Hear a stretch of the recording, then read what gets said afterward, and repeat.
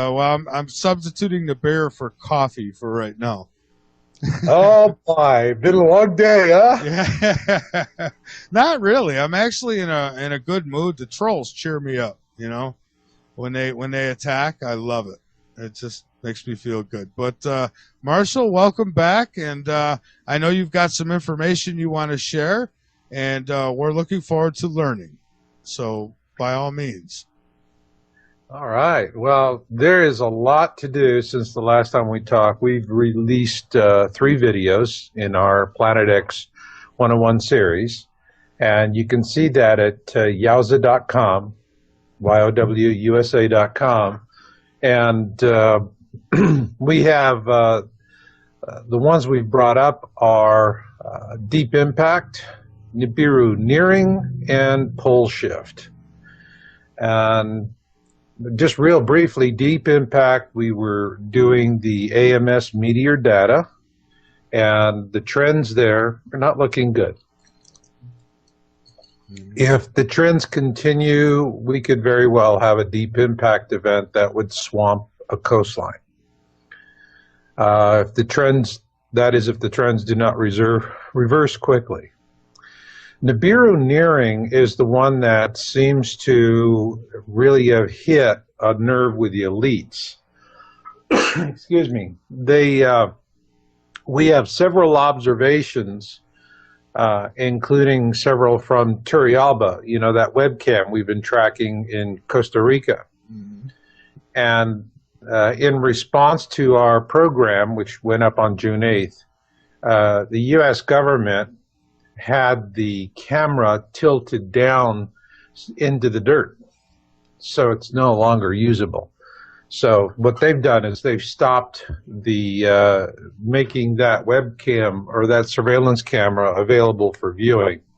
And if you go to my webpage at YOWUSA.com, you can see the Planet X 101 series, all 4 programs. It's about 3 hours. And for those of you who are newbies, it distills what would be the equivalent of 3 years of personal research effort into 3 hours. So this is a really fast and friendly way to bootstrap yourself into the topic. But also when you're there, read our article, It's Time to Look Up. And in that article, I document blow by blow. But this is smoking gun proof of suppression on the topic. Yeah, and Marshall, if you remember correctly, after the last time you were on, I had to email you to let you know that, not that I'm anybody special or important, but I, double check stuff. I took like timestamps from your video and I went and looked, and I could account for everything except for that object. And so yeah, that is, and then I get people saying, well, it's a reflection on this and it's a reflection on that. Well, in previous videos, we have shown the object slipping behind the cloud banks. So tell me if a reflection can do that. I don't think so. Yeah. Peter? So. I'm here. Sorry, I was just listening. Oh, I had sorry. watched the videos earlier.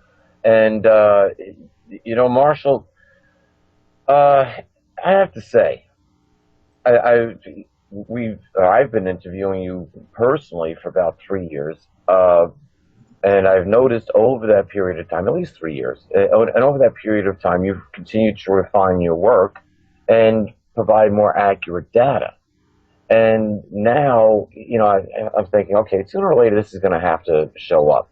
I was not a big, and I'm still not quite a big fan of Nibiru, but for different reasons now. But I wasn't, based on Zechariah Stitchin's work, I was not a big fan of Nibiru. I said, hey, we're crossing the galactic plane, and I can see Earth evidence of this. However, we watched Elenin come in and go out, and that wasn't Nibiru. And we watched Ison come in and go out, and that was supposed to be everything from the mothership to Nibiru. And no, it's not time yet. And I knew these things based on the prophecies, based on the timing that's laid out in the prophecies. However, when I'm listening to this data here that you're presenting, and I'm looking at the timeline of my data in the prophecies, I'm saying, uh-oh, heads up. Yeah, yeah. I mean, that is, um, whichever way you cut it, we're in deep poodoo. We Yeah, are. and it's the timing of the events, and we'll get into this a little bit more, but it's the timing of the events with the blood tetrad moons that started on in April on Passover, and they're going to end on the festival of booths, which is Sukkot, September 28th, 2015. Interestingly enough, the next Passover has been miscalculated. It's on the calendar as April 22nd, when indeed, when you do the calculations as prescribed, it should be March 23rd. Interesting. It may come at a time when you think not. Yeah. Well, I So don't think you'll I'm mistake looking at it. these things and what you're saying, and I'm saying, okay, well, maybe we should pay attention to what Marshall has to say. Yeah. I find the denial factors is just amazing to me. If you create a Google search string, end times, Bible, and deception, okay? You plug that, end times plus Bible plus deception. You put that into Google, and it comes up with like 1.63 million results. So people are used to talking about, well, yeah, there's going to be deception. 1.63 million results. I mean, stop and think about it. These are web pages that are hitting on these keywords in that sequence. And yet people still say, well, if it was that big, the government would have to tell us about it because it would be that big. Yeah, and if you believe that, I have a bridge in Brooklyn that's for sale. It's going cheap. It's going quick. To you, whoever wants to buy it, $300 million. You can put There a you toll go. booth on it, and we're good to go. You can make your Such a money deal. back in a year. I promise you. There's a lot of traffic that goes across that bridge. And it's what I'm seeing is is just part and part of the suppression. What makes the suppression really so effective is that people really do tend to cling to the bliss of their ignorance, like jealous lovers. They don't want the news. But there's a growing minority of them that do, and that are waking up to it. And so that for me was the key issue here to creating the Planet X 101 series, which is about 3 hours of video and capped off with Pole Shift, which gets into a look at, what would the celestial mechanics be in terms of the causality of a pole shift. And after you've watched this for 3 hours, you're going to see a lot of hard evidence. You're going to see a lot of observations. You're going to see a lot of science. You're also going to see other things. You're going to see prophecy, predictions. It pulls all of the interest angles in there. But at the end of it, if you've gone through the whole 4 episodes in the series, which takes about 3 hours, you'll have consolidated 3 years of personal research. And at that point, you're going to have a really strong mastery of the topic.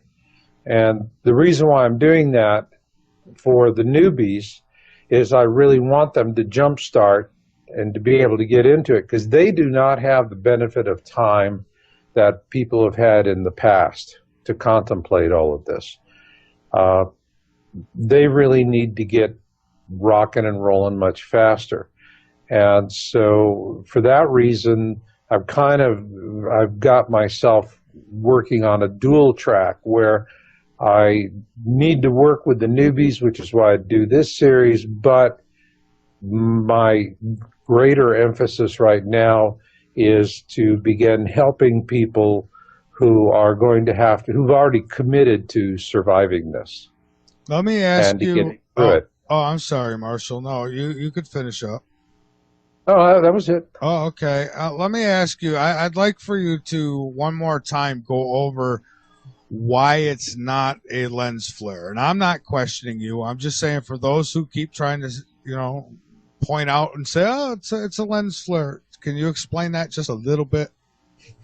Yeah, because lens flare, sundog, these have become knee-jerk denial rejections. Yeah, I think you have to And look at the video really, and look at the pictures that, or the evidence that Marshall presents, or the videos actually. right, right. A picture's worth 1,000 words. Yeah. It is. And, the thing of it that I find a little frustrating is people who say this, or people who, I say, well, have you followed my work? Have you watched my videos? Have you seen everything we've presented? And, it's no. But it's a sundog. But you haven't looked at my work. No, it's a sundog. And you're not going to look at my work. No, I'm not going to waste my time looking at your work. And I mean, it's this, you can lead a horse to water, but you can't make him drink. But, when we started looking at this, of course that's going to happen. Now, I've been in this game since 1999. That's when I wrote my first articles in this field. And it was in about 2003 that I started seeing a real heavy disinformation effort by the operatives being planted with these sundog cell phone pictures. And this was in the days when you had the early camera phones that had, like 1 to 2 megapixel cameras. 2 megapixels was woo. And these cameras had really primitive circuitry compared to what we have now. And so all they had to do was just take it, name it at the sun, and shake it back and forth. And they could get it to do all kinds of stupid things and create halos and reflections and sundogs. And Marshall, I just want to say one thing here. What you're pointing out here is extremely important. At one time, I had my own photography business, and I used Hasselblad and Rolleiflex. There's a reason why I used those cameras. Rolleiflex. Good Lord, man, you had the good stuff. Yeah, and if I really wanted to expand the film, I had a Mamiya RB67, and that's it. I'm dealing with a piece of film which is 3 inches by almost 4 inches. And I would use ultrafine grain so I could turn around and take that picture and blow it up to a 3x4 photograph, 3 foot by 4 foot photograph, and it would look crisp and clear. So having and with the circuitry, when I love digital cameras. Big frustration with digital cameras now that they're getting up into the 40 megapixel range. Okay, now we're talking. Yeah, but still, you're dealing with circuitry and still the camera's dealing with brain. Circuitry and batteries. And I got to be honest with you, when I've gone out on certain shoots, I still have a good old 35 millimeter Olympus, and I'll go buy film and use it because click, you got it, click. And with these digital cameras, it's click, and it just takes forever for them to image. They just don't have the speed unless you're going to go out and buy these really expensive ones. But then you run out of batteries. Then you run out of chips. I mean, the old Olympus, I just get a bag of film and maybe a couple extra batteries, and I'm good to go for a trip. And so it's getting there, but the big thing that we're really finding right now people are using for observations are smartphones. And here's what really made a huge shift in the disinformation effort, because back when the cell phones were 1 to 2 megapixels, you could get all of these aberrations. And so they just started flooding the internet with this nonsense. All right. And we were watching it. We've documented it. You can find it on our site. We were, documenting what was happening years ago. Not that anyone is ever interested in history. And however, things changed pronounced in a very pronounced way when Apple brought out the first of the iPhones. I think back then it was about, I think 8 megapixel was the camera, but it just simply, the iPhone set a whole new standard. And at that point, what we saw was that the disinformationalists stopped the campaign. But they had already achieved their goals. They had gotten the terms reflections and sundogs injected into the public domain. And consequently, when people would look at pictures coming off of smartphones, they would brand them as sundogs just as fast as they would coming off of these junky little phones, which we won't even use images that come in from those phones. They're just very problematic. But the smartphones, now you're talking 10, 12 megapixels and more. I've got a Galaxy S4 active, and my God, the picture resolution is amazing. And so once those came in, the disinformation campaign chilled out, but the damage was already done. And so people were already inoculated against these kind of images. And the thing is, with a smartphone, you can get reflections and sundogs in an image, but you can also, unlike with the cheap cameras or the older cameras, which were very poor, you can differentiate between a legitimate object and some sort of aberration, reflection, or sundog. And so you can make those distinctions in a better resolution camera. And so, you still have this thing where people jump to it. Now, when we started tracking Turrialba, all right, and this is 3 different camera systems, and one was a standard definition, one was high definition, and the current one, which was gifted by the United States government, is about as clear as mud. And however, we've acquired Nibiru with all 3. But what's and more important is that you're right, talking about. yeah. Correct? But the point here is, and we've already put it in one of our past videos, all right, is that we have images of Nibiru slipping behind a cloud bank. Now, Peter, you were a professional photographer. How does a reflection or sundog or a lens aberration slip behind a cloud bank? It doesn't. Whenever that bright object goes behind the clouds, that flare should go away. As a matter of fact, my favorite day to shoot, especially outdoors, was on overcast days. No sun, no haze. You don't have to worry about any kind of lens flare being in the way. And with a little touch of light, hey, you had your own sun. Yeah, but the point is that if you have a lens flare, all right, the lens flare is just going to stay there. It's an aberration. It'll appear in front of a cloud as all right. But if it's a natural object, it will. In other words, if it's a lens flare, it's between you and whatever you're imaging. Correct. If it's a natural object, all right, then it's a natural object, and then it can be obscured. Oh, sure. And when it goes behind the cloud, that's pretty much it. You're not going to see. It should go completely away. Depending on what's causing that lens flare. It goes away because it is obscured. But if it is a lens flare is an aberration that happens in front of what you're shooting. It's between you and the target. Exactly. That's where lens flares occur, is between you and between what you're shooting. And they should be off to the side, typically. Well, the lens flare is just going to stay there until you shift the camera view, you do something different, you do something dramatic. All right? So the point here is we went through and we did a lot of work. I mean, God, we spent weeks on this stuff, reviewing the images, because we knew there would be this knee-jerk nonsense coming out, but also as researchers, we didn't want to go down a rabbit hole. And did So we want to make sure, first off, is this a reflection, a lens aberration, a flare of some sort? No. Okay, when we did our deep analysis on it, no.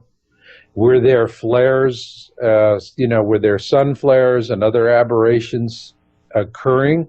Yes. But because we had high resolution imagery, you can sort between the two. Then we knew we had a natural object.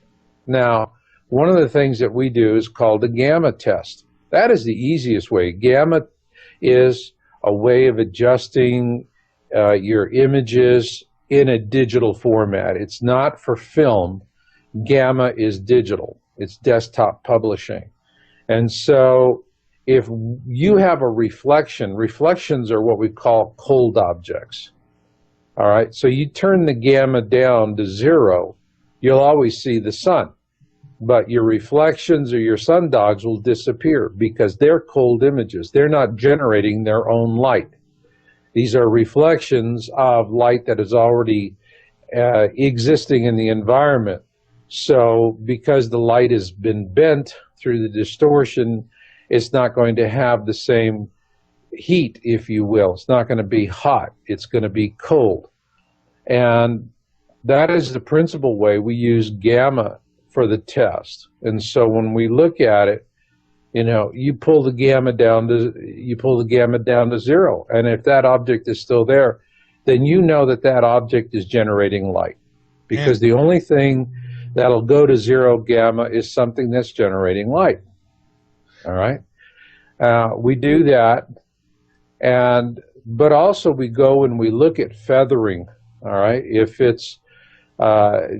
if you have reflections and you do an intense close-up, you go down to the pixel level. Now, this is the reason why you need to have the high resolution, because with high resolution you can really zoom in on this, especially when if you have original source files. This gives you one big advantage with the digital camera that you're not going to have with a film camera, because you'd have to be looking at the raw negatives under a loupe to actually look at what grains of silver were exposed. Yeah, that's really it. And the thing about it with digital is when you get the raw image file, you're essentially doing the same thing. You can really go down. And that's when we're looking for, the other thing besides gamma is we're looking for edge definition. All right, and an object that's generating its own light is going to have a crisper edge when you really zoom down on it. And a reflection is not. A reflection's always going to have a soft edge. So are sundogs. And guys, so these are the kind of things that we do when we're evaluating these images. And I'm just not going to be buffaloed by a bunch of disinformation operatives who have just gone out and tainted, the discussion with, they do that. Like now the current thing is, before sundog, and everybody says it because they think, oh, it makes me sound intelligent. Okay, good. All right. And they really don't understand, to the level that we do. Now the new term after sundogs that the disinformationalists have created is fear porn. Okay? And so these are code words. These become code words. This is social programming. And when you hear these code words, the immediate emotional message people get is, don't look at this. Don't look at this. Don't look at this. All right? And that's how it works. It's effective because people want it to be effective. We've got to take a break, guys. So we'll pick right back up on this. I do want to ask you this quick before the break. Didn't the clouds, they played a significant role in showing that it wasn't a lens flare too, did they not? If I remember correctly. If the object disappears behind the cloud, all right, then you know that object is behind the cloud. And a lens flare is going to be between you and the cloud. Mm-hmm. Lens flares live directly right in front of the camera. All right? Real natural objects are wherever they are in front of the camera. And that means if that object is slipping behind a cloud bank, that means that object is in space and it is behind the cloud. And that's the reason why it slips behind the cloud bank. Yeah, your lens flare could actually is most likely right within the lens itself. Yeah, a lot of these are, this is going to be within the lens. If you have a surveillance camera, it has a housing. The housing will have a glass that's protecting the lens, so you can get an interaction between the lens and the camera and the surveillance housing, protective filter that's in front of it. But in the final analysis, whether it's sundogs, reflections, or whatever, it's all going to take place within an inch or two of the imaging circuitry. All right. Whatever's existing in the environment is whatever's going to be in the environment. And in the case of Turrialba, we're looking at infinity as the setting. So, we're shooting the other side of a volcano. Behind that is going to be cloud banks. Behind the cloud banks is going to be the sun and whatever objects are visible. And then, of course, once we've determined that it's a natural object, the next thing we have to do is it a cataloged object? And this is the other thing. I mean, we always hear that they go Venus, Venus, Venus, Venus, Venus, Venus, Venus. And I was able to account. Hey, you know what? Right there in what we're showing you, you have the direction, you have the time of day, you have the location. Go get Stellarium and check for yourself. Do they ever do it? No, because they like sounding intelligent by going Venus, Venus, Venus, Venus. If they would look, they would see it's not a cataloged object. All right. You already did that, right? Michael did, yes. Marshall, Yeah. when we come back from the break, I want to ask you about Antarctica. All right. Okay, Peter, take us into the break while you're there. Folks, stay with us. After the break, we'll be going to Antarctica. We'll be back, everyone. This will be a bad luck day, but I'll tell you, why do I always feel so good on Friday the 13th? That might be bad. It's a full moon besides. Oh, this isn't going to happen for like another 80 years or something like that. I forgot exactly what it was. But I get a kick out of it. I always like Friday the 13th. It's like, okay, let's stare destiny in the face, and especially on a full moon. But where Friday the 13th got its unlucky aura from? I don't know. It was Knights Templars. Yes, it was Friday the 13th that they started rounding up Knights Templar and officially ended the order. Or at least those who are running the order anyway. See, and Friday the 13th has never been a bad luck day for me. I've never had a Friday the 13th that I could look back on and say, oh my God, I'm not getting out of bed today. They've always been pretty good, so I don't know. I agree with you. It's like, hey, today's Friday the 13th. Cool, let's go live life. Yeah. Good night to drink and watch some scary movies, right? Speaking of which,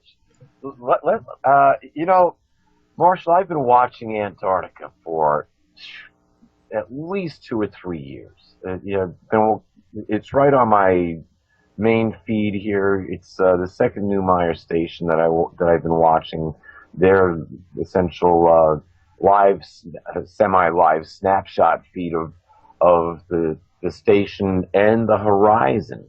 And I've watched the sun rise lots of times, and I've watched the moon rise lots of times, and I've seen some things I can't explain. Now, some can be explained by, quote, lens flares.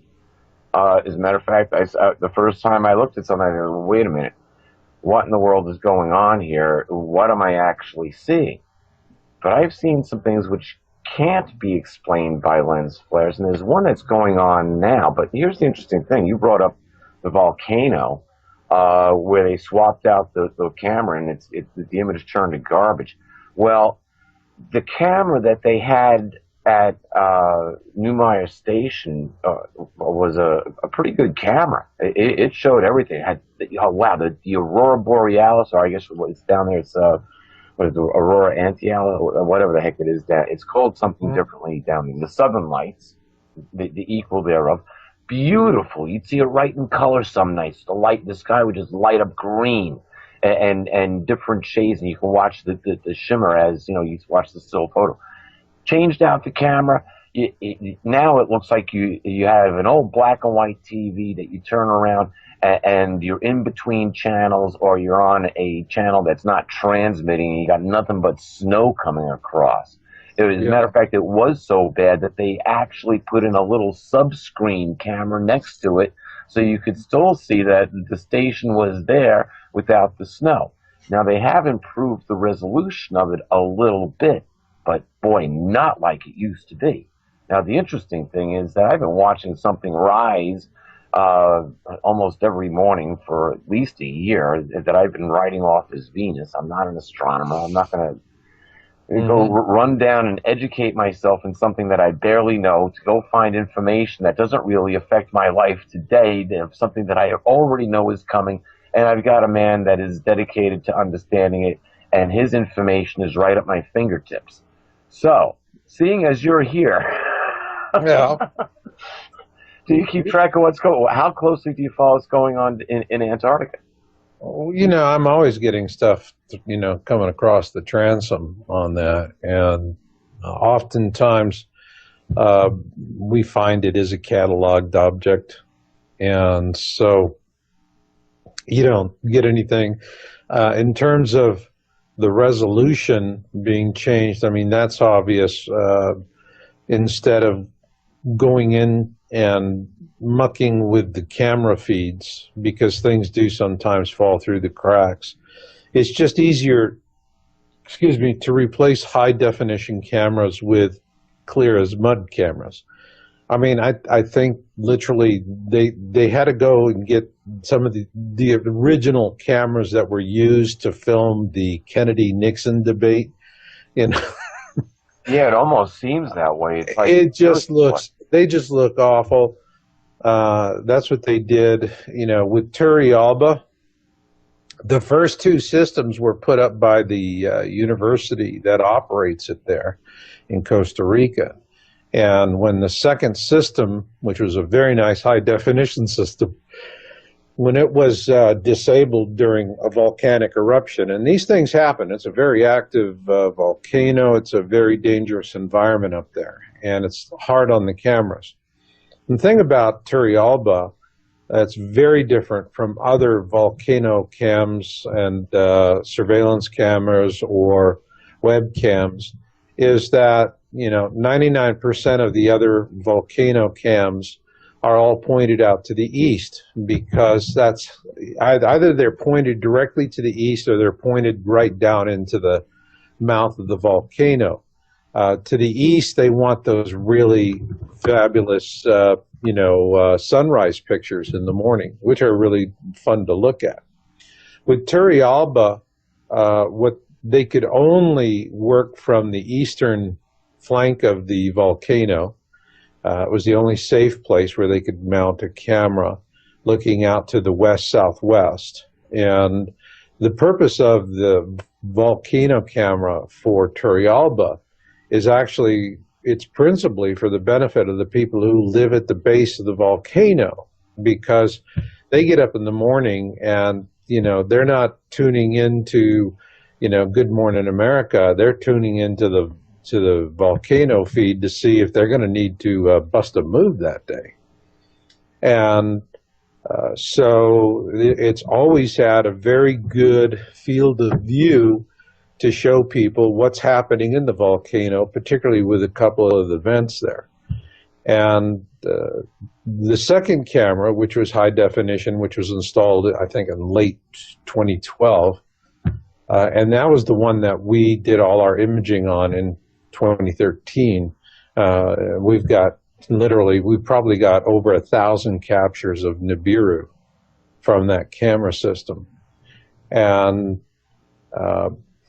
it was toasted, I believe it was in May of 2013, and then the feed went dark, came back, I believe, in July, and with a camera that was gifted to them by the United States government.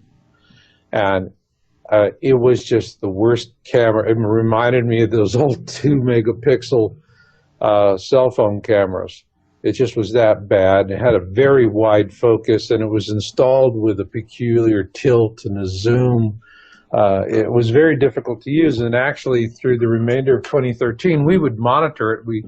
We have team members who monitor it, and we just couldn't find anything useful. However, in January of this year, Nibiru is nearing, it is getting bigger, and so even with this highly distorted camera, we were able to acquire it and to observe it. And so that is what we reported in our video we published on June 8th, which is Nibiru nearing. And in that one, we actually do a detailed analysis, and I actually, in that video, go through January of 2010, and Nibiru was visible in 2010. Also, we have January of 2013, January of 2014. It gives us the same time of year for 3 different years and 3 completely different camera systems. And then what I do is I compensate for tilt and zoom, but also not only people are resonating with it. What happened was the United States government had a very nasty response to it. And what they did was they went to the operators of the feed in Costa Rica, and they had them do 2 things. One, post on the site a very detailed acknowledgement of who had gifted the camera, and then they had the camera pointed down and basically into the dirt. And so the lower 2/3 of the image is completely useless. It's the ground at the base of the camera, which there's nothing of value there to look at or to study. But what it does do is it denies you a view of the sky. And so their response to our video of June 8th was to make the feed completely unusable by perverting the image from the camera, which is completely inconsistent with anything that that university has been doing since 2010. All right? So this is something where it's very clearly a cover-up. We document and explain it. I published an article this morning. It's time to look up. And it really is. And you know, I get from people after we go through the cell phone sundog issues and all of that and all the, you know, all the usual yada yada from the disinformation programming, people say, well, okay, so why? Why should I care? Why should I care?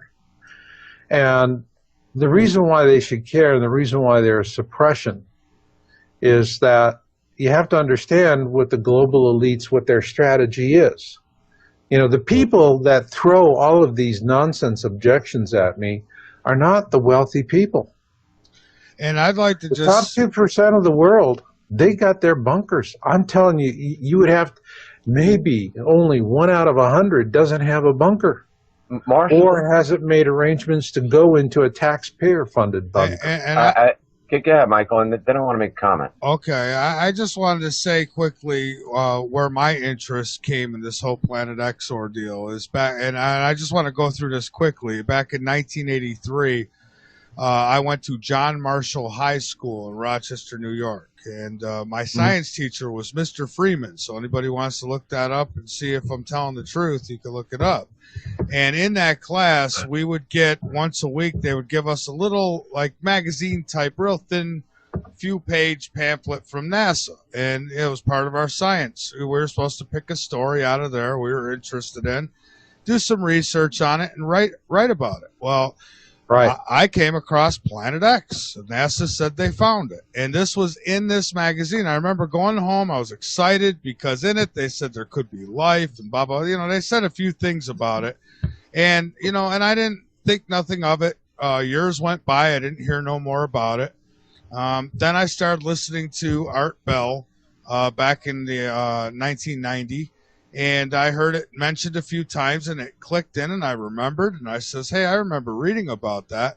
And since then I have been looking into it and I've come across a lot of stuff that points towards it. I've seen a lot of bull crap that's come out about it. I have to say, Marshall, you are the only one. And I am a hard person to convince. Anybody that listens to this show knows this. I'm hard about these things. But Marshall, you are the only one that has provided me with something that I could actually verify that is out there. Now, I could say I don't know exactly what it is. I wait for your data to find out if this thing's moved or where it is and blah, blah, blah. But it's there. It's, if in my opinion, I'm no professional, but I did what anybody could do. I took the coordinates. I looked on a star map. I found this object, and it wasn't Venus, it wasn't Saturn, it wasn't Jupiter, it wasn't any of those, wasn't any of the moons, and it wasn't a lens flare. It's there. I don't know what it is. You do, but it's there. And so you have verified more to me than anybody ever has on this topic. And I'm not blowing smoke up your butt. I'm just saying. So that's where I'm coming from on this, so people understand. And Peter just lost his internet connection. Or did I? No, Peter did. And when he went down, he took everybody down. All right, so let me hang up here. Okay, hold on, folks. We got nailed here. All right, let me first get Marshall back on. This is the general mailbox for your own world. Well, that ain't gonna work. All right, let me first get Peter back on.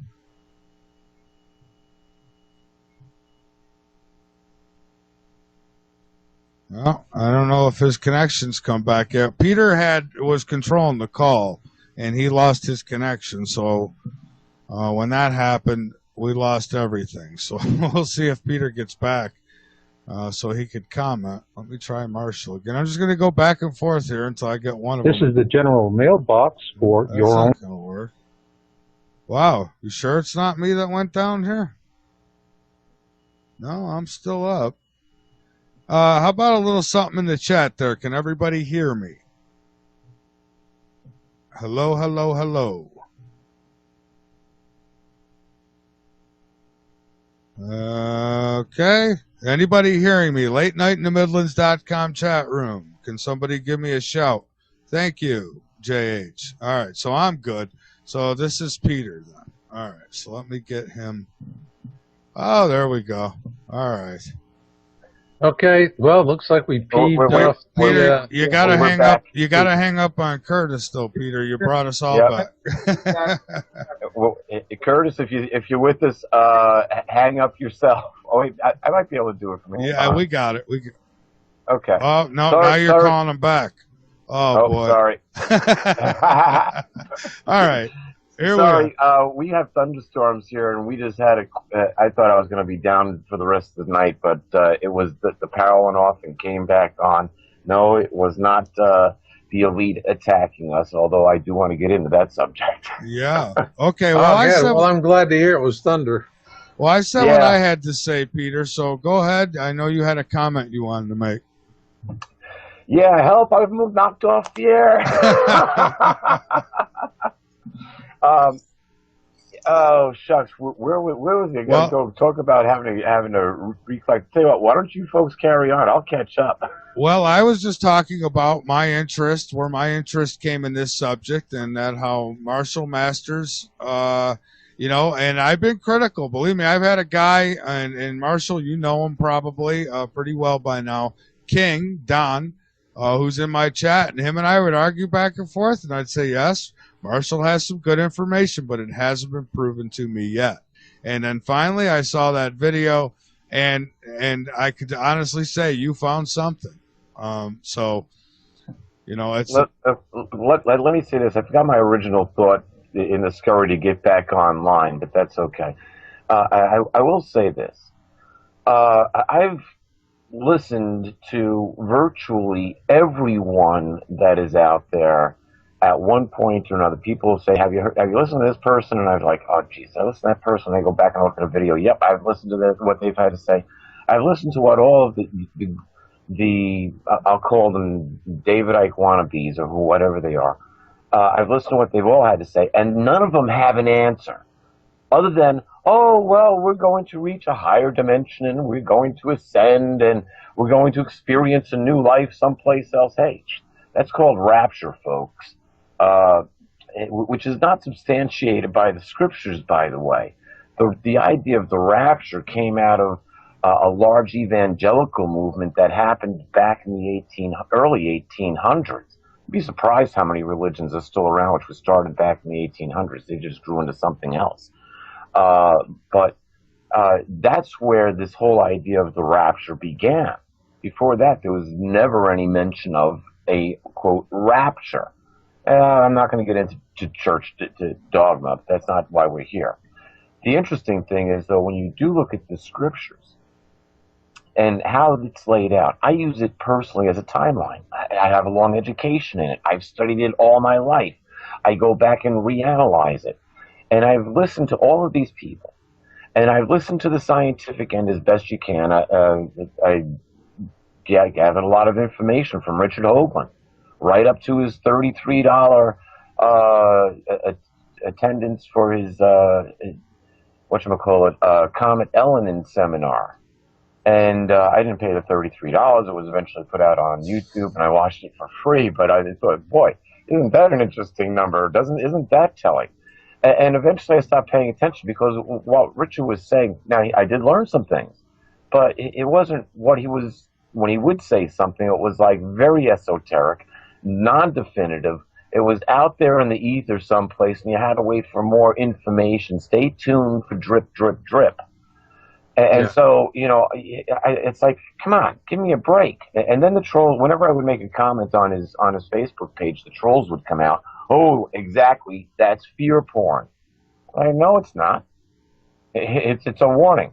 I don't know how many times I've used this expression. If your house was on fire and your neighbor tried to wake you up, would you tell him, go away, it's fear porn, you're a fear monger? Well, and I don't try to convince anybody of anything. All I'm doing is I'm trying to get truth. Once I confirm something and it's real to me, I'll then share it with others. And if they want to, follow along and look into it, great. But a lot of times, and I'm not saying everybody, but a lot of times I find this on YouTube all the time. You got people trying to debunk that have never even I call them the parrot society. They repeat everything they hear. They don't want to do any research of their own, and I run into that quite often with people. And so, and the more closed mind they are, the less likely they are to read anything other than the headline, make a comment based on ignorance. I got into a heated debate over a topic with that in a friend's restaurant one night. Got up and walked off. This gentleman pulled. I love this. He pulled his heritage.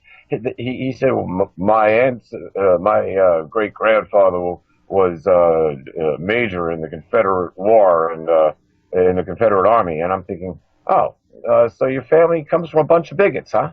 That was good. He must have stuck you with a check after that one. Well, we weren't dining together. We just happened to be in proximity thereof as the conversation was going on. But I got so upset over the situation, I walked out without paying the bill. Good, you stuck him. Great. Well, it was my friend's restaurant. I stuck my friend. I was glad I paid the bill later on, but I was so pissed at this person's ignorance. The fact that he would make a comment based on no information whatsoever to base the comment upon. None. Yeah. I mean, it's like, you go, they say, okay, I want to debate you on your evidence. Okay, fine. Have you studied it? No, but I want to debate you on your evidence. And what you get, And it's like, have you looked at any of my videos? No, but I want to debate you on your evidence. It's like, so what are you going to do? Just call me names? I mean, how this is going to help? But, guys, this behavior it has nothing to do with Planet X, and it has everything to do with social programming. Social programming is very powerful. Let me explain to you how this works, because this is important to understand why these people just do these idiotic things. Is that, first off, we are talking about a topic that provokes a deep racial memory that is in our memory engrams from birth, of rocks falling out of the sky and killing a heck of a lot of people.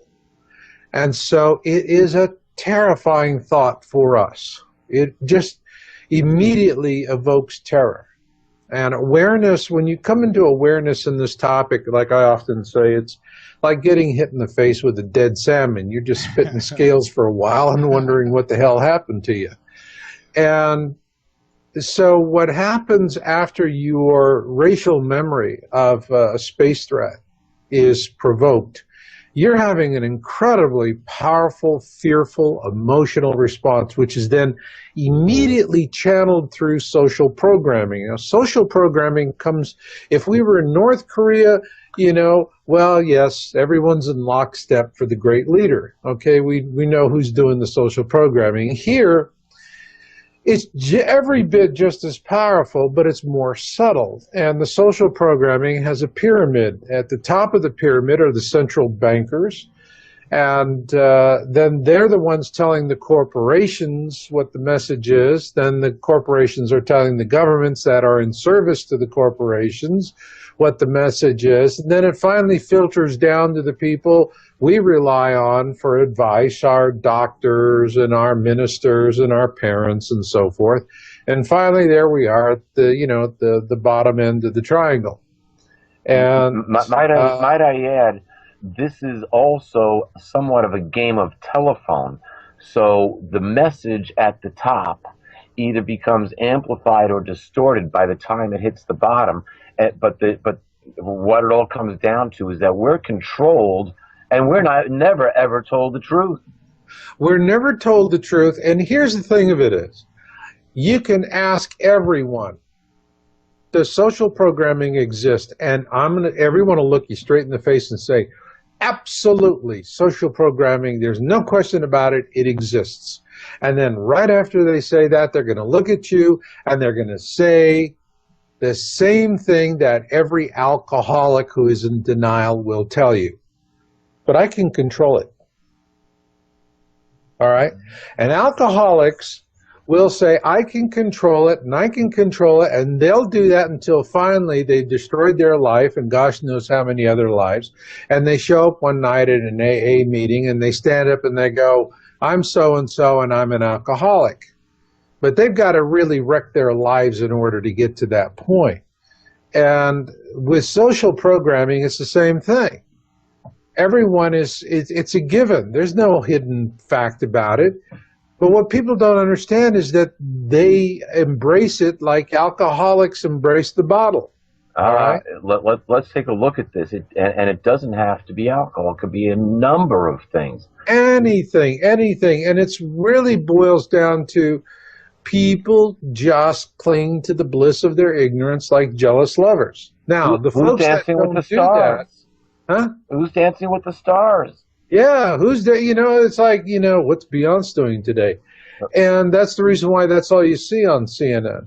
Who's on so first? People, they want the distraction. They don't want to deal with the long-term threats. Now, people who have money, the top 2%, if someone's in the top 2% and they don't already have a bunker, and I'm talking about $500,000 is like entry level for these folks.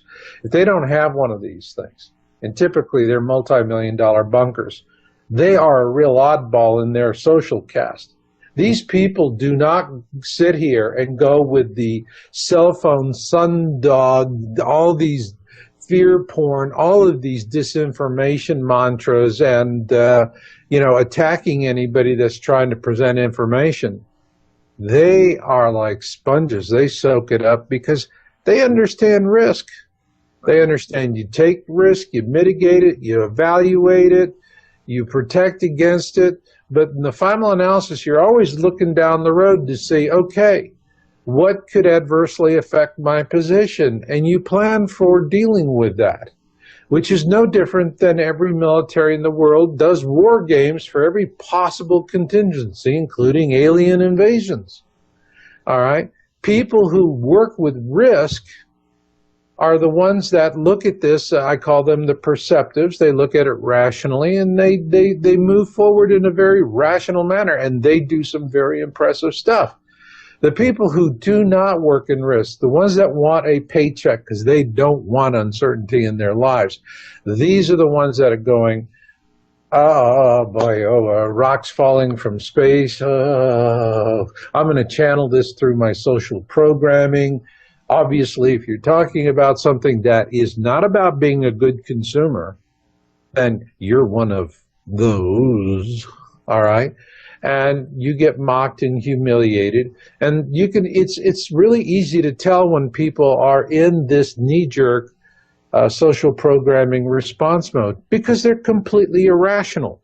I see this with folks that are coming into awareness and have had dreams, visions, and premonitions. And unfortunately, only 1 in 5 couples are you going to see where both husband and wife are in awareness together. And when they do, these are incredibly happy people, just incredibly happy people. And they're busy researching and preparing and planning. And they've got control over their lives. And they are, what's really important is once you are in awareness, you are really free of the social programming. You are marching to the beat of a different drummer. All right.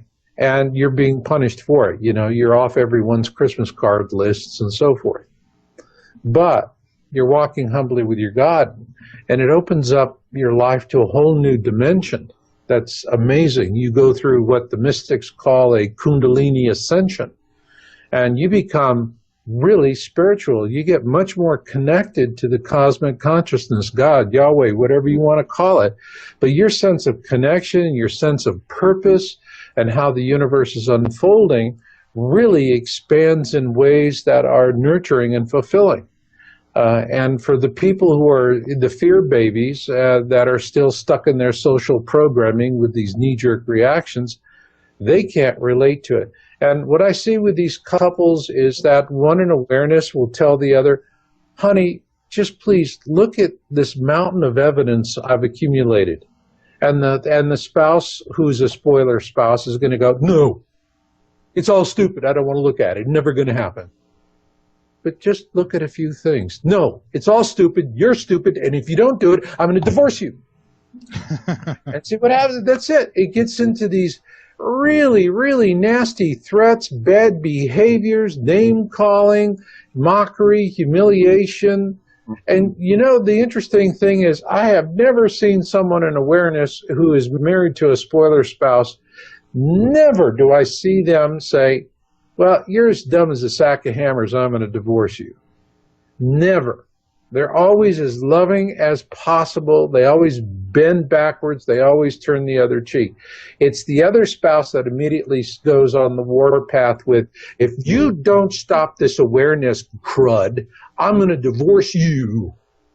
Okay? And the hammer. You'll burn in hell.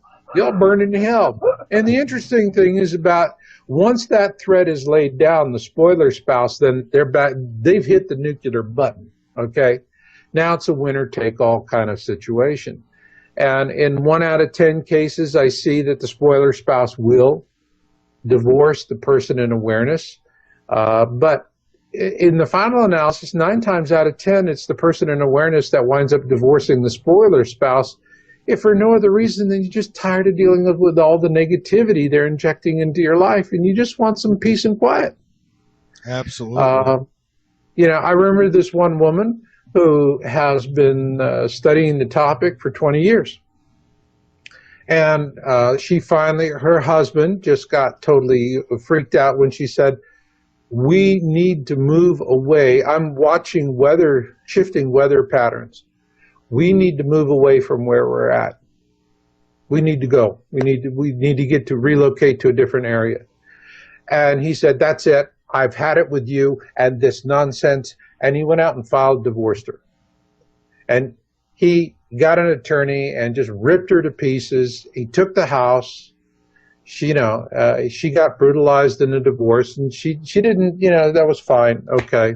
And she wanted to relocate, and she did. A year after the divorce, and she relocated. The house where her husband had taken from her was completely washed away in a flood. I mean, the whole house, right off the foundation. Peter, your stomach's growing. And this guy has just lost absolutely everything because his allegedly crazy awareness wife was telling him it would happen. And it happened just as she said it would happen. And what did he kept saying after that? No, you're still crazy. Yeah, I'm sane because I stayed in the house that got flooded off the foundation. And Marshall, I'm listening to you talk about this, and some people will just never ever understand it. I think of the most. I'm going to call this totally pig-headed, and you'll love the explanation. So this was 15 years ago. I got it, and I got into a conversation with my boss about, and I made the comment that pigs classified as pachyderms. He said, "Oh no, pigs aren't pachyderms." I said, "Yeah, I'm pretty sure they classify as pachyderms." Nah. Well, anyway, I turned around and I searched around the office. I found a dictionary, looked up pachyderm. And it gave different explanations, including elephants, hippopotamus, rhinoceros, and pigs. My one sister is at about 60 feet, and the other one is, I'm not sure exactly, but somewhere around 150 feet. She's just a little bit further inland. And it's funny, I used to talk to them all the time. And so I told them, get the hell off the coast. Nope. Sell your property, get off the coast, move inland. I'm the only one that lives over 1,000 feet. Hey. And I got 1,000-foot moat between me and the ocean. And after hey, Peter, I'll send you the mailing address for FOA. I Future Orphans of America. Seriously, I literally gave my brother my boat and said, "Here, do not keep it strapped down to the trailer, and make sure the tank is full." Hey, listen, we've got to take a break, fellas. When we come back, I would actually like to do that. Let's talk a little bit of where it is, when we can expect arrival, and, let's talk about some areas and where might be safe and where might not be safe. So, okay. All right, guys. This is Late Night in the Midlands. I'm Michael Vera with Peter Kling, our guest, Marshall Masters, and we've got him linked up on the homepage. And say hello to our radio affiliates over there on the Dark Matter Radio Network. Hello to all of you who come over and listen to us here on Late Night in the Midlands. And, of course, High Point Radio, the top of New Jersey, 1700 AM and 100.5 FM. That's covering New York, New Jersey, and Pennsylvania, and certainly everybody listening via internet. Welcome, and that is around the world, of course. My guest tonight, Marshall Masters. I got Peter Kling, who's co-hosting. So you can kind of call this Late Night in the Midlands / World Watchers, if you will.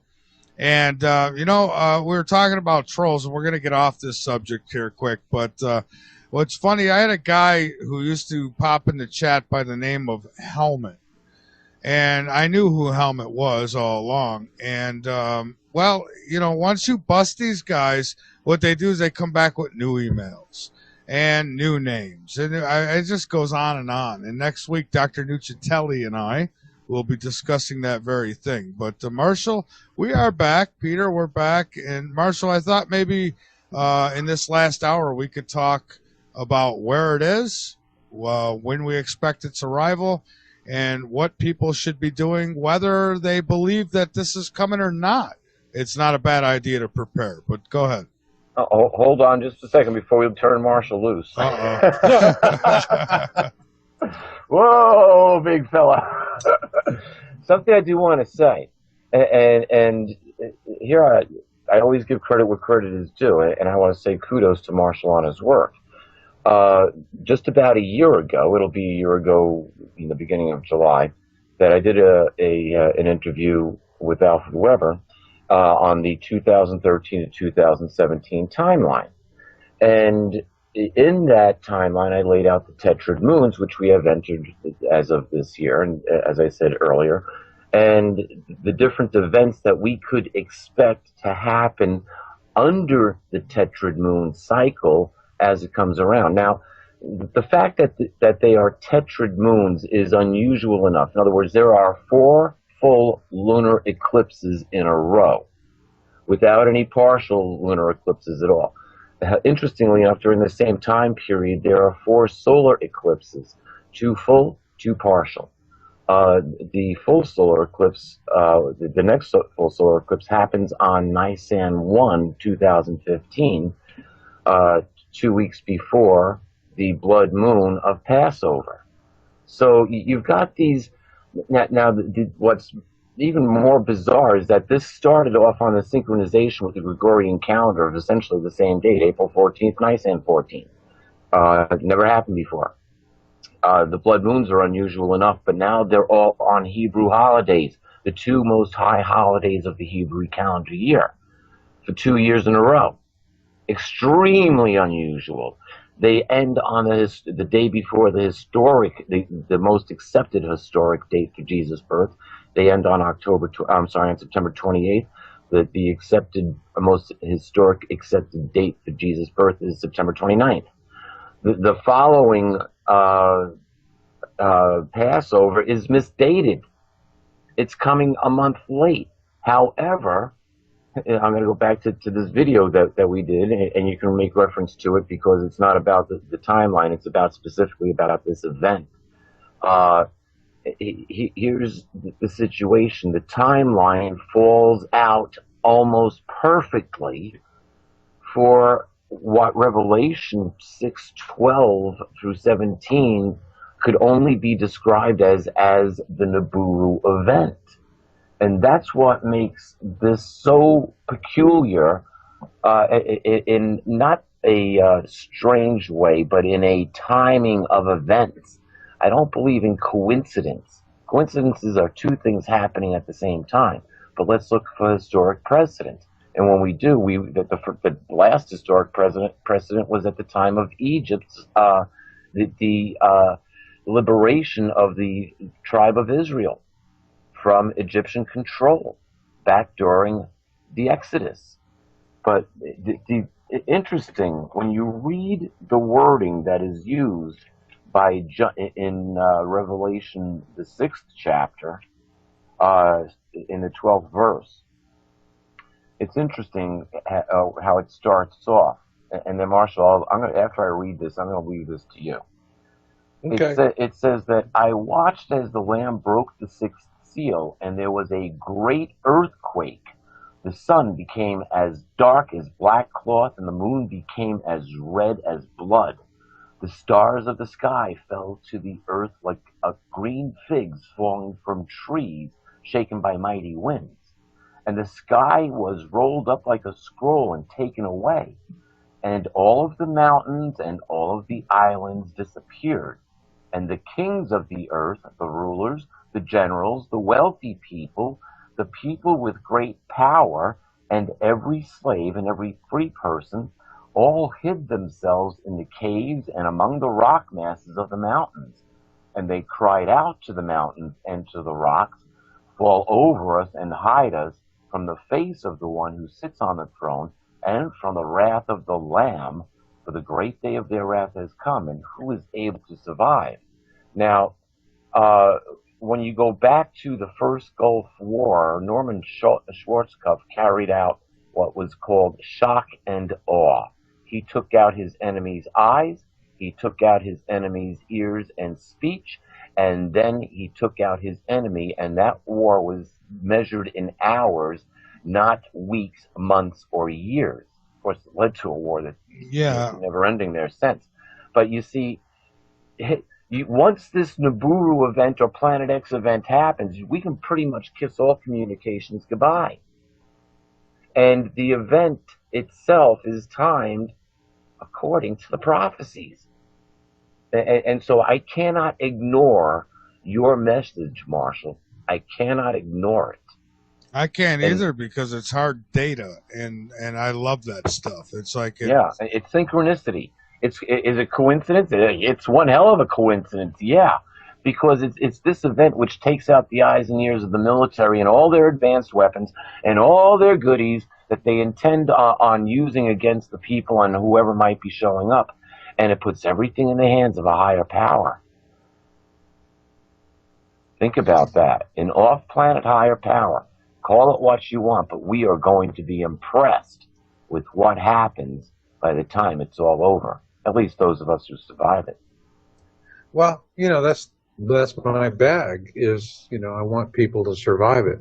What I see, and I talk about this in this article, it's time to look up on my site. I posted it this morning on yowza.com, YOWUSA.com, and I really give people the big bada bing of what's really important, why they should be looking. And because in my video, I have a guy from North Carolina, Richard Bowler, who made 2 observations of Nibiru, and the chemtrail spraying was really hard, and so he got to see it in between chemtrail spraying from 2 different locations in the same city on 2 different dates. And the interesting thing was we correlated those 2 being in the same area of the sky as we were observing Nibiru from Turrialba, and we also show that in the video. But the point I'm trying to get across to people is that when I look at what the elites are doing, I see a completely different scenario than what I see with the common man. The common man is just all over the map, and they're in denial, and they don't want to. And interestingly enough, the Bible tells us exactly that's what's going to happen. People are going to be deceived because they want to be deceived. It's going to be the rare few that are not. So it's a pandemic of denial. But for the elites, they've got a long-term strategy. And what they're seeing is right now in the present-day world, the elites who control this world, if it were a poker game, they're holding a royal flush. You're not going to beat their hand. So carping and complaining about it and all the injustices and so forth, why bother? They're going to win, and they're going to do whatever they want to do. Marshall, if I might just interject here for a second. When I, just about the same time as I was done writing Letters to Earth, I think I was in the process of having the editing done, I made friends with an heiress to the Maersk shipping line. Mm-hmm. And this was when they were having those really bad forest fires in Greece. She was on her yacht out in the Mediterranean, and we were communicating via who knows how. She was hooked up to the internet, and I was like, when she told me her name, I said, I've seen your family, I've seen your name before. She said, yeah, we move things. I'm like, okay, whatever. But she had said this, and I said, well, we got on the subject of Armageddon. And she says, oh, yes, we know well of Armageddon. Not worried about it at all. She says, I've got a place to go where I can stay for 18 months and live totally happily without any problem whatsoever, with no inconvenience. This is a woman who's heiress to one of the largest shipping lines on the face of the earth. They're commercial movers. You see their trucks or their containers going up and down the highways of the world, literally. Right. At least I have. And she's, yep. But this is what, 7, 8 years ago I published, 7 years ago this was. And yep, we know all about Armageddon. We are all ready for it. I live very comfortably for 18 months. You know what? She will live comfortably for 18 months, and then it's not going to be so good, because what we're looking at now, looking at the way these objects are moving through the sky, we're talking about a catastrophe that's going to last a decade. All right? So all of these bunker bunnies, we call them bunker bunnies because they've got these luxury underground condominiums, and they're going to sit down there for 2 years eating MREs and watching The Sound of Music. When they come up, they're not going to know what life has become on the surface. And they are going to be real easy targets. They are going to stand out like sore thumbs for renegades, rogues, marauders, and the worst of it is that there will be cannibalism, and the cannibals are going to go for the bunker bunnies because they're going to be sweet meat. They're not going to be living on tree bark and worms. They're going to be eating well. They're going to be easy to spot. They'll smell them at a distance because their body chemistries are going to be so much different than everyone on the surface. So the bunker bunnies are not going to fare as well as they think. They've bought themselves into a short-term delusion. The people that are really going to survive are the ones that are going to be on the surface. And here's where the elites are concerned, because the big elites, the ones that are running the world, these are the guys that their bunker systems are designed for a decade or more. They're self-sustaining. They can go the long haul. When they do come back up to the surface, what they're going to want to do is re-exert their dominion over the planet. Now, what they're going to do is you can go research like the Svalbard seed vault. Well, Bill Gates, the most successful monopolist in the world, is the poster child for it, and it's underwritten by Monsanto. You know, these people are, not known for compassion and love. They're globalists, and, they want to devour the world. And so what they'll do is they'll come back up to the surface, and they know in a post-historic world, they're not holding a winning hand. That the people who actually endured on the ground, they're the ones that are going to hold the winning hand. Not that they'll probably understand it, because they're going to mostly be young people who, going into it, are going to know everything that they remember about Beyonce and very little about how things in the world really work. And so when the elites come up to the surface, they'll beguile them with trinkets and baubles, seeds, medicine, technology, and so forth. And here, sign on the dotted line. And what people are really going to sign away is going to be their freedom. They're going to sign themselves into slavery. And if that happens, if that is successful, then if you want to know what the world is going to be like after the pole shift and after Nibiru, if the elites are allowed to, if we don't call their bluff, just simply call their bluff. If we don't do that and we're stupid enough to sell our birthright for a bowl of lentils, what will the world look like? Go rent Hunger Games. That's exactly what it's going to be. It's going to be a horrific, class warfare kind of thing with a whole lot of very poor, hungry slaves and elites who are, into their nonsense and maintaining their power.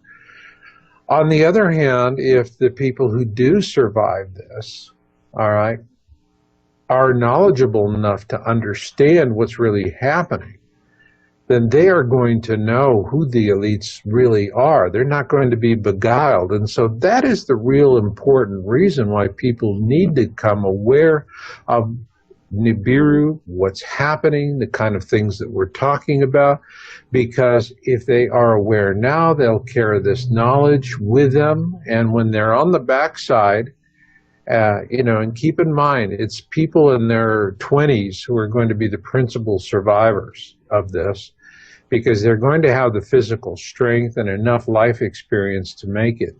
But what they're going to remember of this world is Beyonce and their student loans. They're not going to know anything about what we're talking about in this conversation. But if they do, and there's enough of them that know, and they know that this is what the elites do and how they manipulate people, they're not going to sell their birthright for a bowl of lentils, and we wind up becoming a slave species for, more generations than we care to imagine. And That for me is the real concern, because the elites right now, they are already prepared for what is coming. They have been for some time. They're working on the backside situation. They know that in this reality, they've got a royal flush. They've got the unbeatable hand. In a post-historic world, they're going to start out with nothing. They're not even going to have two of a kind. They're not going to have two twos in their hand. They're not going to have a hand, period. Their poker hand is going to be worthless, and the only thing they can do with it is to bluff. But these are very talented people, and they know how to manipulate and beguile very well. And so if they can get us to sell our birthright for a bowl of lentils, then we will become a slave species. And, so for me, the real imperative here is just not that people survive, but for me, the imperative here is about being in it for the species, because if the meek do not inherit the earth, the psychopaths will. And that's really what's at stake here, fellas. Meek does not mean weak. If you go and you research the etymology of the word, and here's a classic case of disinformation. The modern dictionaries all give these very diminutive, dismissive, negative interpretations of meek. If you go to the etymology of the word, you'll find that it first came into existence during the 12th century. And at that time, if you were called meek, it was one heck of a compliment. It meant you were a stout-hearted person, you were a survivor, you were someone that would be a member of a survival community committed to service to others and seeking harmony with the world around you and within yourself. And so when you look at the 12th century original etymology of the term as it was coined, that is the profile of the meek who will inherit the earth, period. They will be they're good people. They're the people you want to have for neighbors. And they're the people that are going to work for you.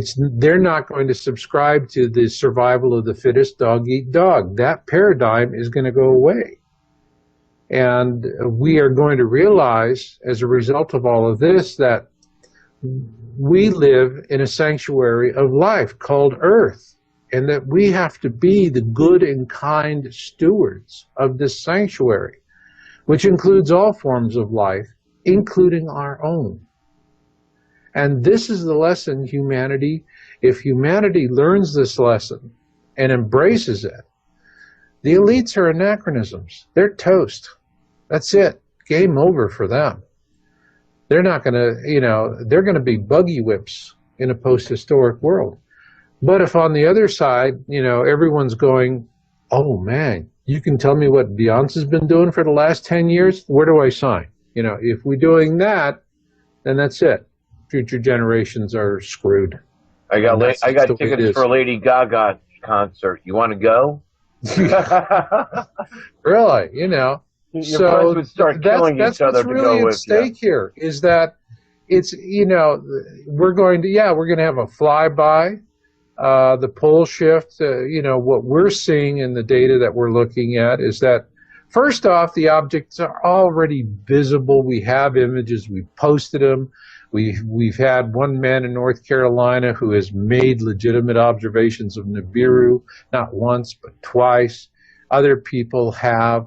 It's just that we don't report everything that we get because we set up very high criteria for what we publish. It has to be something, first off, you have to observe it with your own eyes. And when you send us a picture, you're sending us a picture of what you have observed with your own eyes. It has to be a naked eye observation. That's one. Two, it has to have good resolution, no less than 8 megapixels. You're sending us something from an old cell phone camera, forget about it. We're not interested. Likewise, we get pictures from people all the time that are interesting pictures of Nibiru, very interesting pictures. And when we ask them about it, they say, well, a friend of mine took this. What do you think about it? And all we can say back to them is, well, very conclusively, it looks like a picture your friend took. And that's all we can say. We don't use it. We're not going to post it. I'm not going to mention it to anyone. And then the third criteria is, are you going to come forward and put your face on it? And here's where we've had a lot of really terrific images, and I won't use them. Because the people who are saying, well, I took it, but and I don't want to be mocked. I don't want to be ridiculed. I could lose my job if they see I don't use it. And then I thank you very much. I file it away.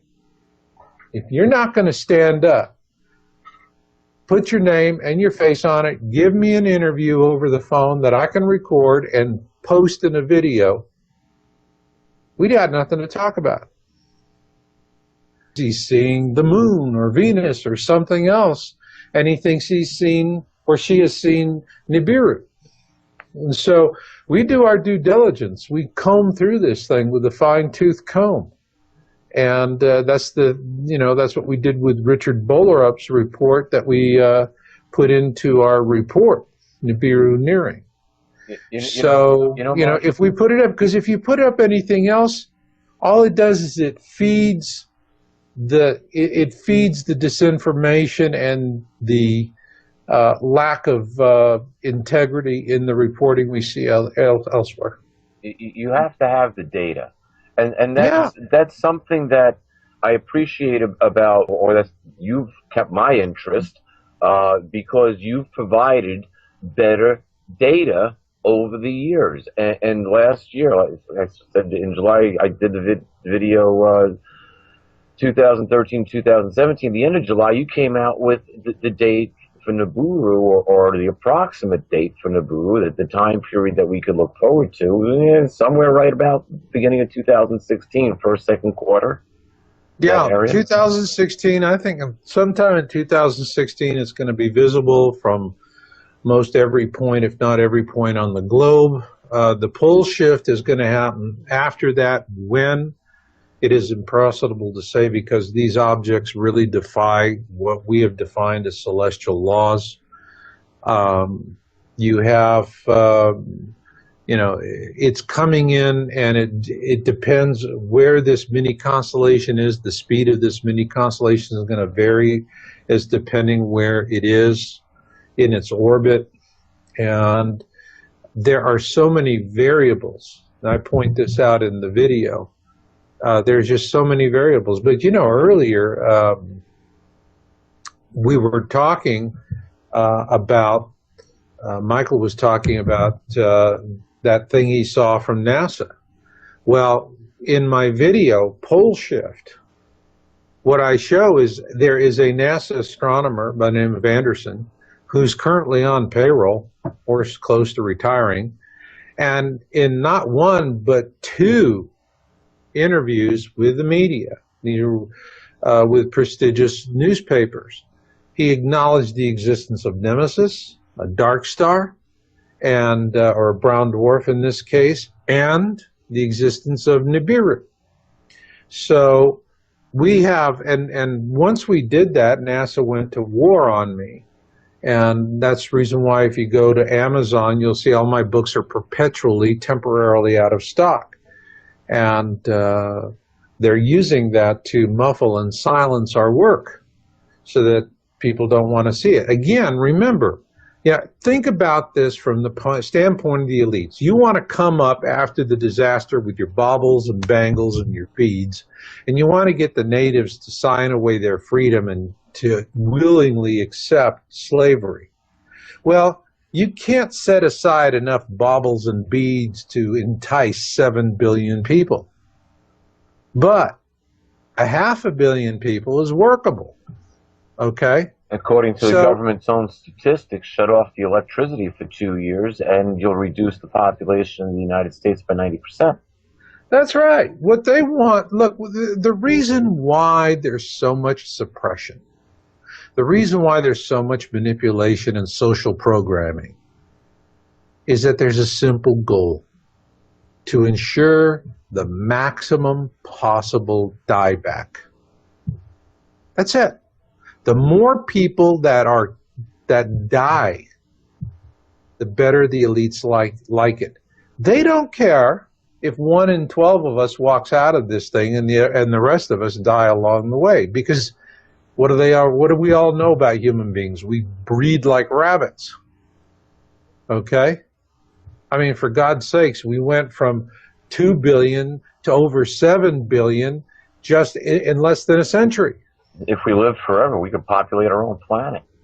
You know, I mean, yeah, I mean, we're prolific, you know, we are prolific. So, you know, the thing is, it's not about the numbers. They don't, you know, they view us no more passionately than we do farm-raised trout. Yeah, that's why there's the term Goyim cattle. That, you know, sometimes hey, typically you chip a cattle, and the RFID chip that they're talking about putting into people under the Obamacare Act that's supposed to be carried out by 2017. I say let them try. It'll be interesting to see what happens after the passing of Nibiru. You know, let me tell you about this, Peter. Okay, because you're a man, you value your relationship with Creator. Absolutely. Right? Now the chips. They're going to say the chips are for identification purposes. Yep. And they're not going to start chipping people now while, you know, we're watching Dancing with the Stars and Walmart is stocked to the shelves. Okay? They're going to start chipping people when life's hard, when you can't get medicine or food. And then you're going to that's when you go to Walmart and they're going to say, run your chip through the scanner. Oh, you don't have a chip? Sorry. We have to just put your stuff back on the shelf. Yeah, that's when you're going to get your government cheese and your chips. And the that's chips right. are going to be now, Doritos. The chips, okay, actually have 3 functions. You know, I learned about all 3 of them from a whistleblower. And after she told me this, they found her and they muffled her. But what she told me, because it was really breaking her heart, is that these chips are going to be identifiers, but they're bidirectional, okay? They go both ways. They send information, receive information. So they're sending information about you. They're transmitting your identity and background information.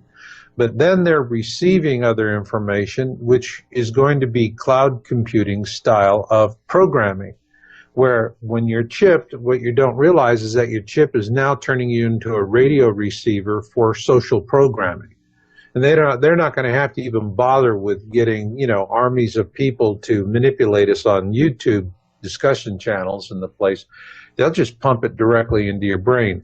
But here's the third thing that the chips are going to do, is that the chips are going to be able to set up barrier frequencies. They have identified the frequencies by which we communicate with God, like the way God touches us in our lives and gives us dreams, visions, and premonitions.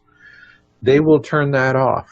So once you've been chipped, you're going to be socially programmed to be more passive, more adaptive, and your connection to God is going to be completely severed.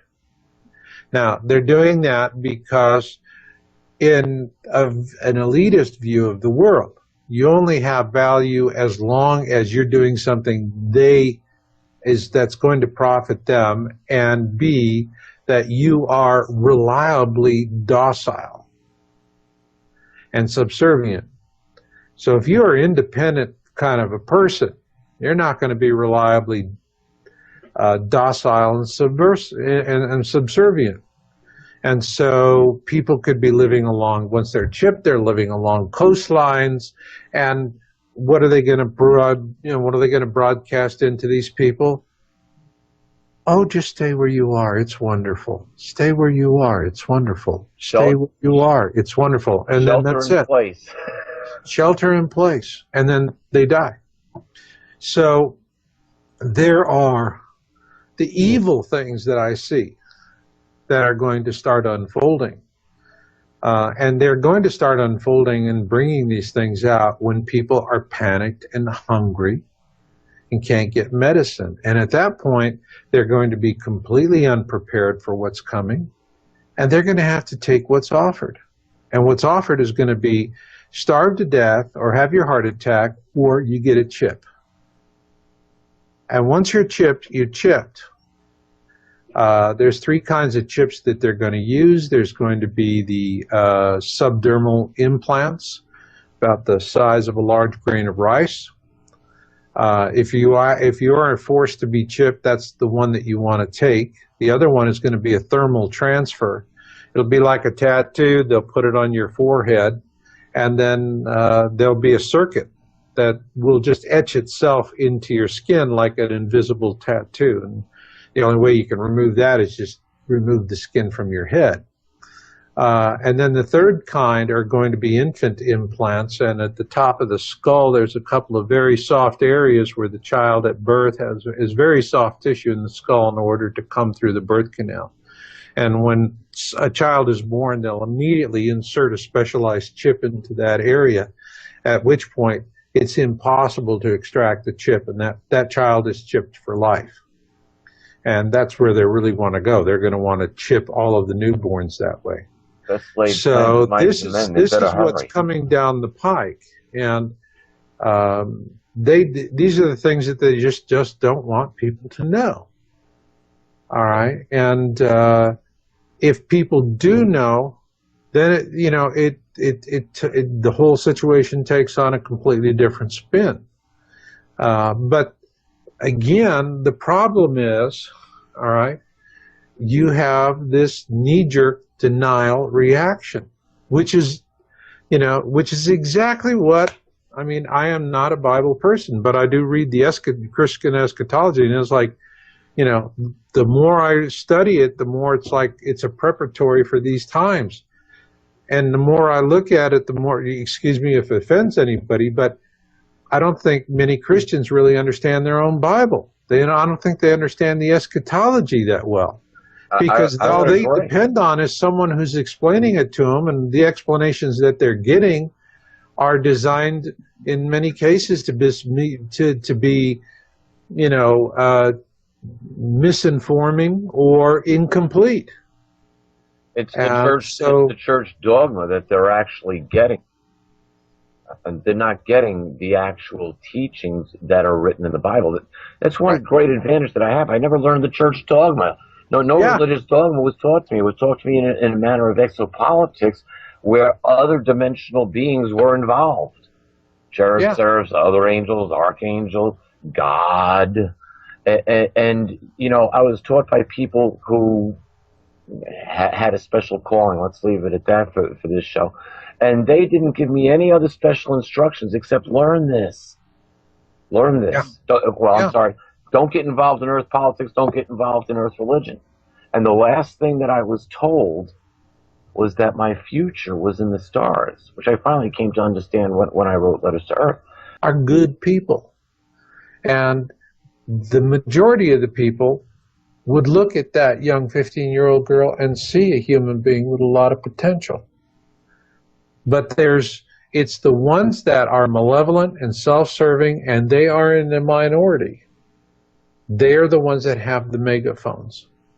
And so the louder the message is, the more evil the person behind the megaphone is. I believe it was George Green who did a video on Project Camelot and said his awakening moment was when his daughter, they were in Aspen, Colorado, and he was with Ted Kennedy. And his daughter, who was 14 at the time, came walking through the door, and Kennedy said, "I'd like to have that." And George looked at him and said, "No, you wouldn't."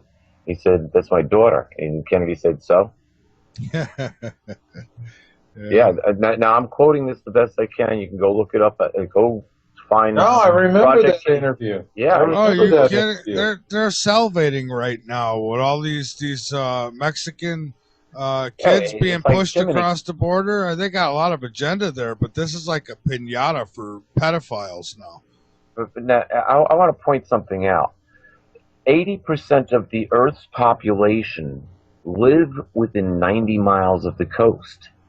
Think of the logistics problem it would be to move those people to a safe location inland. 80%. Now think about places like Bangladesh, which is, I can't imagine how many million people you have living at basically coast levels. Uh, but there's so many. If you look at the Southeast Asia and the Fiji Islands, Micronesia, uh, you start sloshing the oceans around, these places are going to vanish. Oh yeah, yeah, The average height of Fiji is 7 feet above sea level. yeah. They're toast, Yeah, and they want these. The thing is, they just simply, the elites simply want to reduce the global population to more manageable numbers. And so they'll use any combination of things: wars, disease, plague, it doesn't matter. Once the party starts, they're going to want people to die, and they're going to want them to die in vast numbers. And the ones that are going to be the fastest to go are the ones living along the coastlines. That's the reason why, I moved to Reno. All right. I relocated because I knew it was just time to bust a move. You think we're going to have some record-breaking hurricanes this season?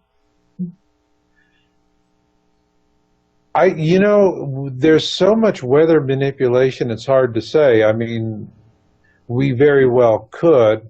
I mean, what I see happening here on the West Coast is California has already been written off. You have Nancy Pelosi, who has gone to Congress to ask Congress to set aside special funding for disaster fund for California, because they are already looking at this drought and forest fires and rising sea levels. And the reason why is the jet stream has been moved with all the chemtrail spraying. I find it just boggles my mind there are people that still deny chemtrail spraying. I mean, I look over I can see squadrons of these jets laying checkerboard patterns in the sky. Oh, it's sick. Marshall, I was one of those people who denied chemtrails. I was like, come on. I remember that. Chemtrails, really? Looking at vapor trails. And then I said, okay, well, let's go look at what they're putting in jet fuel. So I looked up the formula for jet fuel. And I'm reading barium. Why are they putting barium in jet fuel? That made absolutely no sense. And so now I have to start questioning, okay, if they're putting barium in jet fuel, what else is actually going on? And I started investigating it, and I started looking up in the sky, and I started saying, okay, vapor trails vanish. Those things are getting bigger. Well, first off, I couldn't be in you denial. See these things, they lay a pattern in the sky, and these things are just persistent for hours, okay? They're not like contrails. Contrails evaporate. These things are persistent. They stay in the sky for hours. And what they're doing is that they're shifting the jet stream, all right? And because they want to get moisture, they want to get more moisture into the Midwest, because this is where Monsanto and all these guys have got all their big bucks invested. In these, in soy, wheat, corn, they want the water for this area. Now, the result is the jet stream. Remember, there was a famous quote from Samuel Clemens: the coldest winter ever spent was a summer in San Francisco. Well, the reason for that was it used to be that the jet stream came down from the Arctic, and it used to go in exactly where the Golden Gate Bridge is. All right, that was a jet stream came into that point and cut across, and that was the reason why the summers in San Francisco were always so cold, because you'd have the ice melt, and then you would have all of this cold air come rushing down in, and boom. Well, the jet stream has been hijacked so that instead of it coming down into San Francisco, it actually comes down and goes over the top of British Columbia and then down, so that the jet stream has literally been deformed so that it brings the moisture down into the Midwest. That's the reason why the Midwest is having these colder winters, a lot more rain, a lot more bizarre weather. They have more cold, more wet, that kind of stuff. Now, I've had people call me from British Columbia to tell me last winter, they normally in British Columbia in the winter will have 4 to 6 feet of snow. Last winter, they had no snow. None. Just occasional rains. And as a result of that, shallow wells in British Columbia were going dry, and the salmon runs were down 75%. All right? Completely devastating local economies up there. Do we hear about that on CNN or MSNBC or Fox? No. We know what Beyonce's scratching her tuchus to do today. All right? That's it. And so we don't, all of this is going on because they're moving it. Now, January 1st,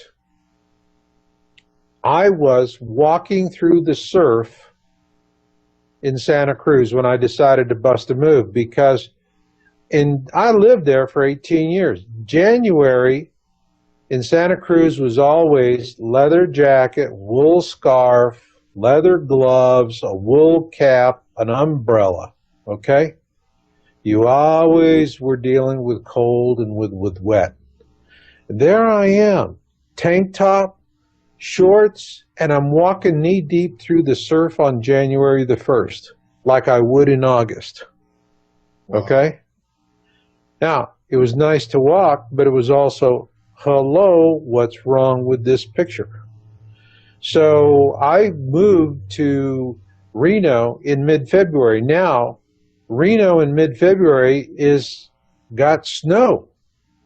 I came up, when I moved up here, it was shirt-sleeve weather, beautiful weather. Matter of fact, know people up here in Truckee, Donner Pass area, and like British Columbia, they would have several feet of snow. You drive down the roads and you see the snow stakes that are set for 3 feet and 6 feet with the reflectors.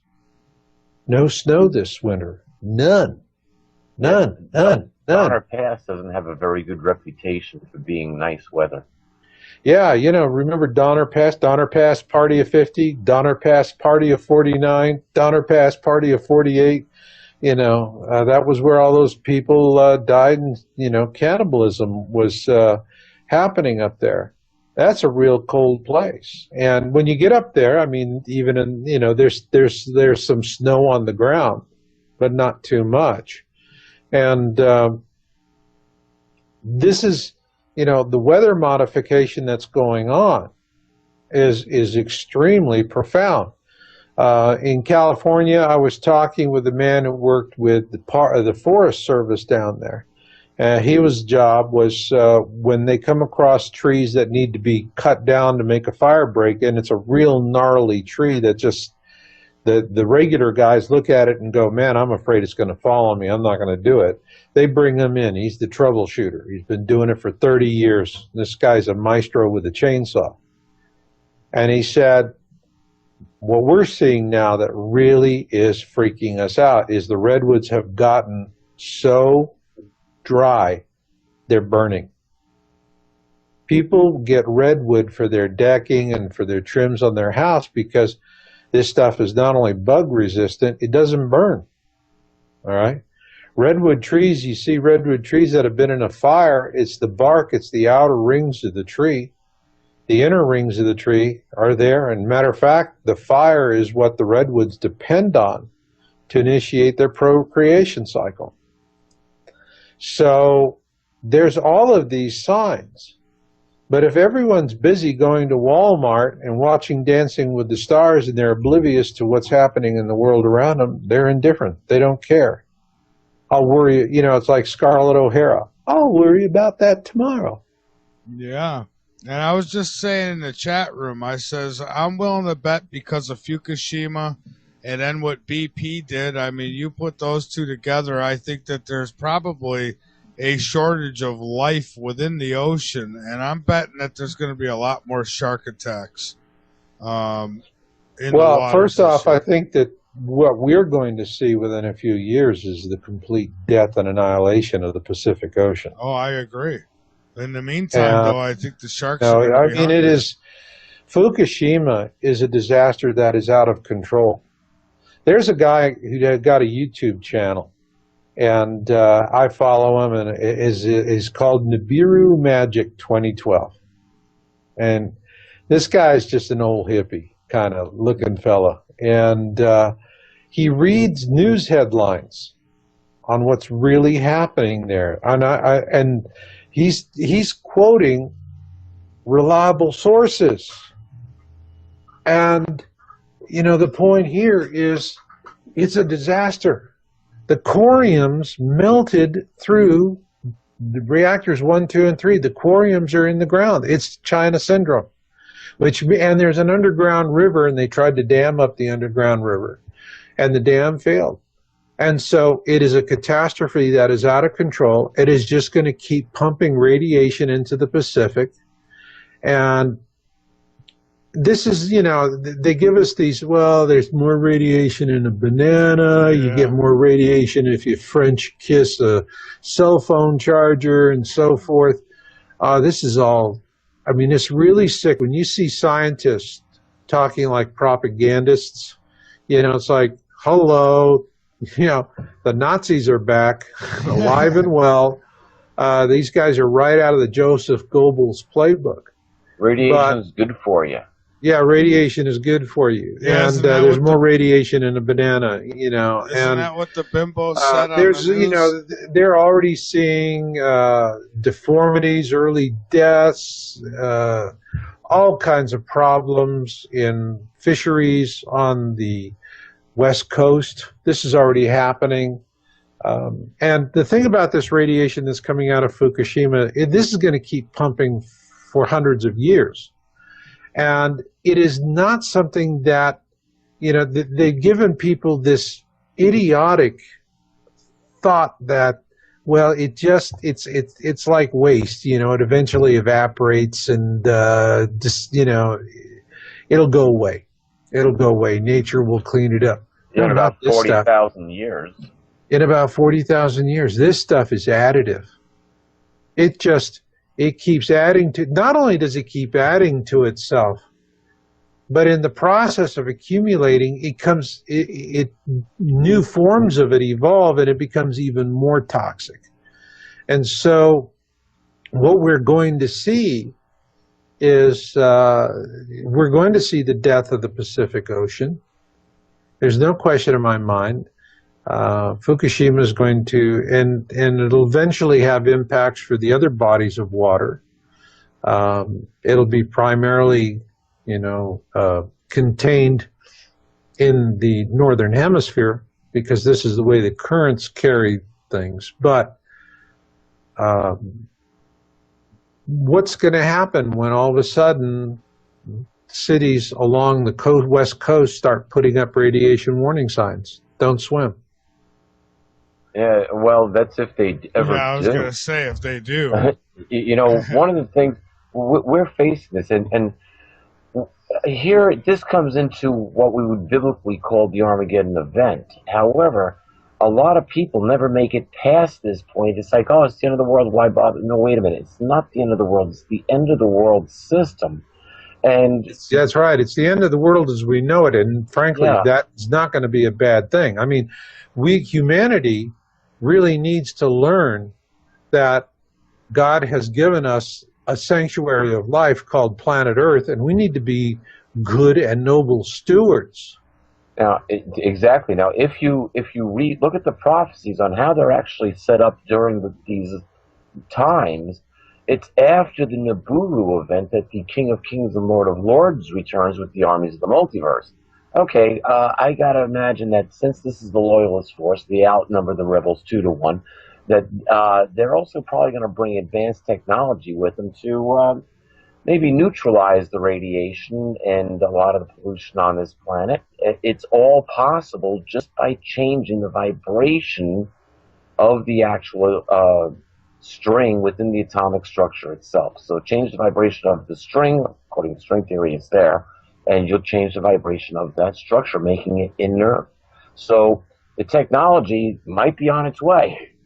And this is From where, your lips to God's ears, Peter. yeah, so, it's not necessarily all doom and gloom. And when you look I read earlier about where it says in Revelation chapter 6, but you go to Revelation chapter 19 where it talks about the return of the King of Kings. Even in the 17th verse, it says that there's an angel that stands that's in mid heaven, and he calls all the birds together for the evening feast of God. And the same ones that the kings, the rulers, the rich people, and all their support staff, they become bird food. So, Works for me, baby. That works for me. and the great thing is, we are building flocks of meat-eating seagulls with our garbage dumps. Yeah. Makes you wonder about Alfred Hitchcock and the movie The Birds. Oh, the birds. Yeah. Well, that takes me back. Yeah, so, think about 80% of the world's population not being told what in the world is going on. It's finally last minute. Okay, folks, you got to get off the coast because Nibiru's here, and you're going to get washed off if you don't get off. And so you got these people in a mad rush, all trying to get off the coast, killing each other to get out of the way. And meanwhile, they're not going to let them do it. That's when, I've had this actually. They'll get as far as the Delaware River. This is a real, the funny thing is when I moved into Reno, and I tell people, if you relocate to an area, you want to go to some place where you feel like it's home. And when I came to Reno, I fell in love with it because it's 40% original Reno and 60% people who come from California. And the folks that are native to Reno are the very same kind of people I grew up in Phoenix in the 1960s with. And they're wonderful, easygoing, cordial people, tough as nails. I really like them. And the folks from California that are here are the folks that I always wanted to meet in California and couldn't find. I mean, Reno got the cream of the crop. And, so there's a diverse culture here. I love it. It's wonderful. And, the conversation I have, there's so many folks here that are into this topic. Guys, we're just about we're just about out of time. So, Marshall, I hate to rush you like this, but we're down to just a minute and a half. So please go ahead and get out anything that you'd like. And I thank you so much for coming back. The time just flies. Really does. Yes, for those of you who are new to the topic, please check out my new video series, Planet X 101. You can see it at planetx101.com. That's planetx101.com. Also, read our latest article. It's Time to Look Up at YOWUSA.com. YOWUSA.com. And the thing here, and I want you to remember, is we can't beat the elites. The future is for the meek, but not by default. We have to claim it. And all we have to do to claim it is to call the bluff. I love that, Marshall, because you look at the scripture in Matthew 24, and Jesus said that those times would be so difficult that if it wasn't for the chosen ones, no one would be left.